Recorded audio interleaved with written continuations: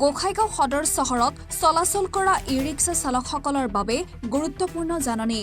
পথ নিৰ্মাণ কাৰ্যৰ বাবে অহা কেইদিনমানলৈ চহৰৰ মূল বজাৰ অঞ্চলত যান-বাহন চলাচলত আৰোপ কৰা হৈছে নিষেধাজ্ঞা। গোসাইগাঁও চাৰিআলিৰ পৰা মূল বজাৰ অঞ্চললৈ ই-ৰিক্সা, অটো আৰু অন্যান্য বাহনৰ প্ৰৱেশত নিষেধাজ্ঞা আৰোপ কৰা হৈছে।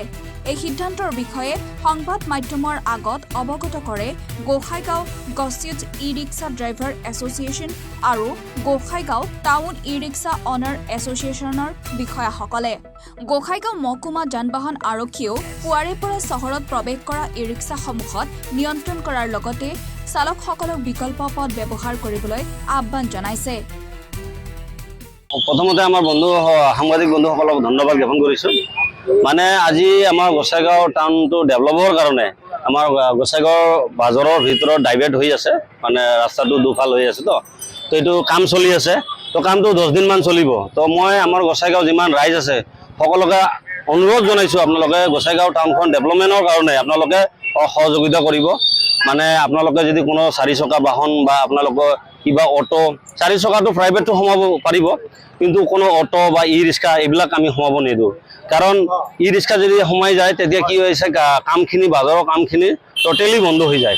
এইকাৰণে আমাৰ গোসাইগাঁৱৰ যিমান ই-ৰিক্সা চালক আছে মই সকলোকে অনুৰোধ জনাইছোঁ, আপোনালোকক, মোৰ বন্ধুসকলক, যে আমালোকৰ গোসাইগাঁওটো ডেভেলপমেণ্টৰ কাৰণে আপোনালোকে 10 দিনটো অপেক্ষা কৰিব লাগিব, কষ্ট কৰিব লাগিব।